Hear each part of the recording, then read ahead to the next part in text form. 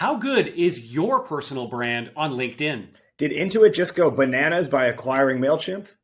And what does a really a really great prospecting email actually look like?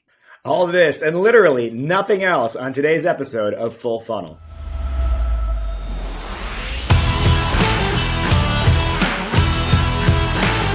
Hey everyone, it's Tyler Lessard here, Chief Rabble-Rouser at Vidyard and founder of the SalesFeed Media Network. And I'm RajNATION, Chief Pitch Artist at startup Hypeman. This is Full Funnel, the not yet weekly, but more than monthly show where we cover 3 hot topics happening in the world of sales to get your brain percolating so that you can go out, show out, and fill up your funnel. Let's go ahead and kick things off with today's top funnel topic.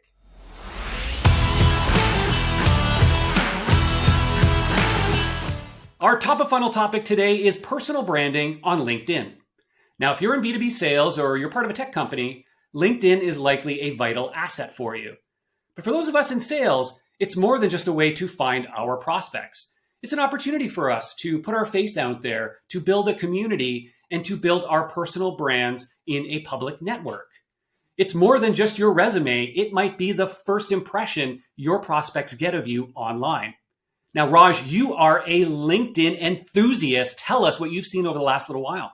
Well, that point you made there about more than just a resume, I think it's probably one of the biggest points in the LinkedIn game, if you will, because I feel like too many sellers are treating their profile like it's their CV, like it's their resume. And they write about themselves and they talk about themselves like they would if it was on a piece of paper for a job interview. And that's not what you want to do. And specifically in that bio section, how many profiles have you seen where the person says, I'm a passionate, goal-oriented, hardworking, driven team player who thrives in competitive environments, but also enjoys collaborating with team members, right?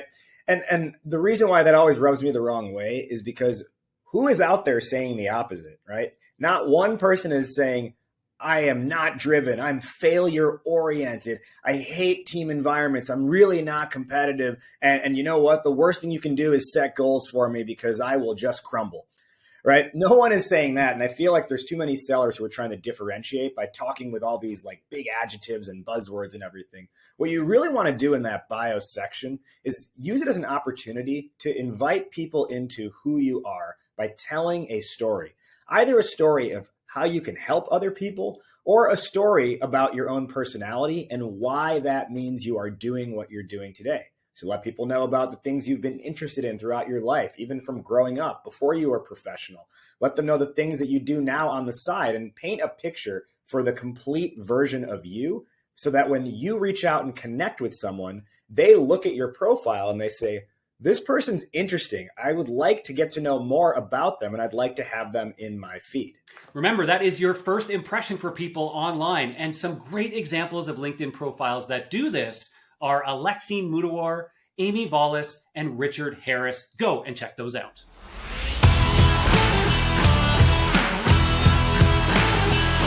Yo, Tyler, did you hear the one about the accountant who walks into the monkey exhibit at the zoo? No, enlighten me.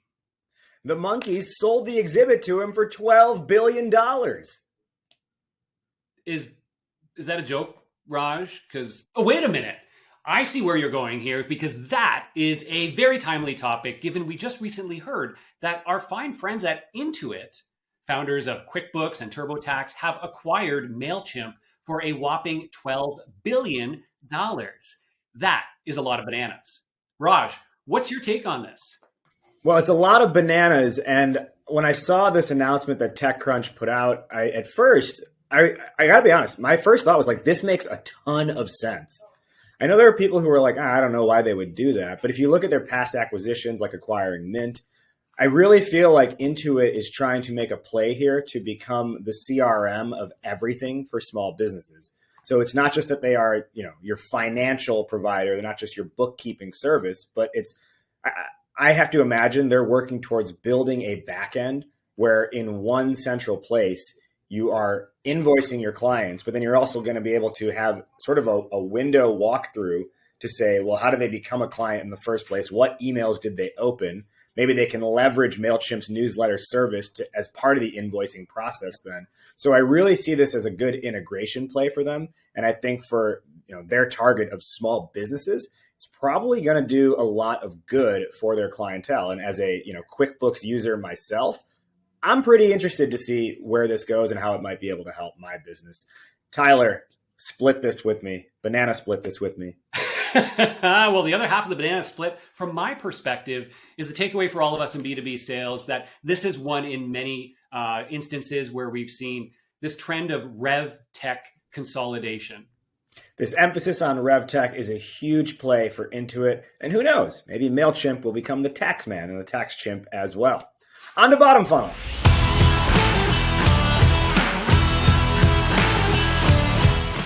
Now, you've seen some of the worst emails out there through SalesFeed's production of Sales Fails, where some of our best friends will read off the emails they've gotten that have just been absolutely horrible in the style of Jimmy Kimmel's mean tweets.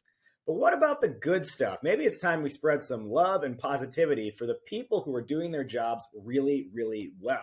So in today's bottom funnel, we're going to show the best emails or some of the best emails that we've ever had in our inbox. Tyler, what's hit your inbox that made you say, okay, I got to take a meeting with this person? An amazing email that I got that made me smile for all the right reasons was one from David at Trustpilot. Now, this landed in my inbox actually a couple of months ago, and I still remember it today. Because what David did was he quickly introduced himself, but he then had this phenomenal video in his prospecting email where he actually showed me up on his screen a current state of something we're doing here at Vidyard, and then the potential end state that he could help me get to. It was in less than 1 minute. He showed me how our results were showing up for common searches and advertisements. And then he showed me how his solution could make it better by ensuring we had 5-star reviews right as part of those search results and ad units. And it was visual, it was clear, it was simple.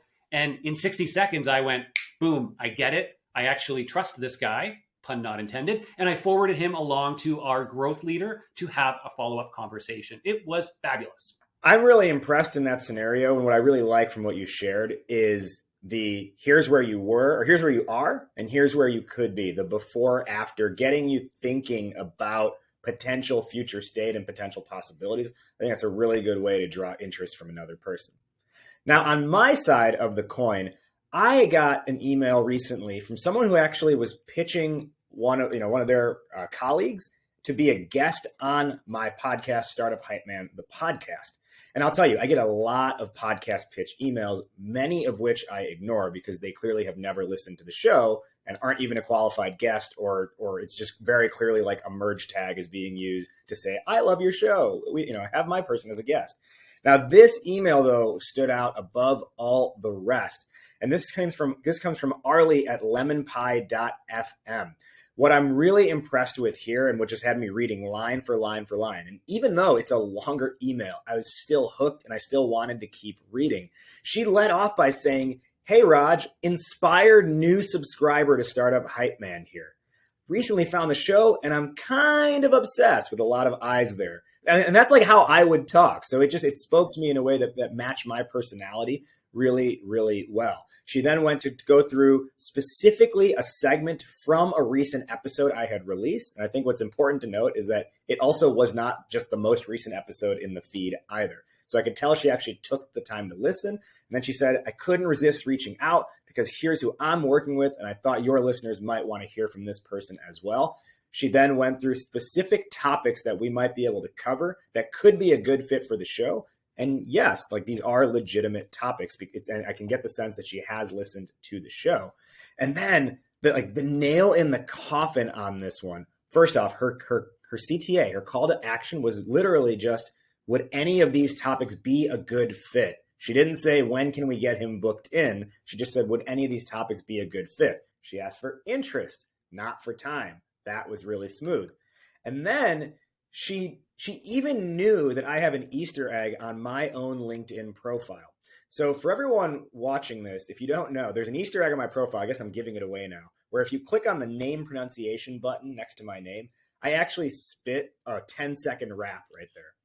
And so what she did in return was do her own little rap for me and say, hey, this is inspired by your own epic LinkedIn bars. Let's have a quick listen to that now. All that's left to do now is respond to my email. If we make it happen, I will be one happy female. I'm super excited to get Dave on your show. Posty and Raj Nation, get it, let's go. Oh my goodness, she has not only sales skills, but rhyme skills. That was phenomenal. Bars. Love it. Love it. And what better way to respond to somebody like you? She showed you that she really knew you and had taken that time. I couldn't be more impressed, frankly. And one thing to note, back to our top of funnel topic, I'm going to go now and listen to that little audio recording on your site, Raj. And little tip for everybody out there, using the LinkedIn mobile app, you can also update your LinkedIn profile to add a short little video preview about yourself. So all these things come back together to complete the full funnel.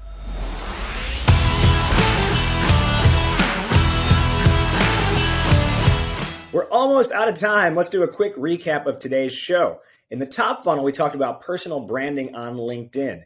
Use this platform as a way to build a community around your interest or around the things that you want to be known for as a sales professional.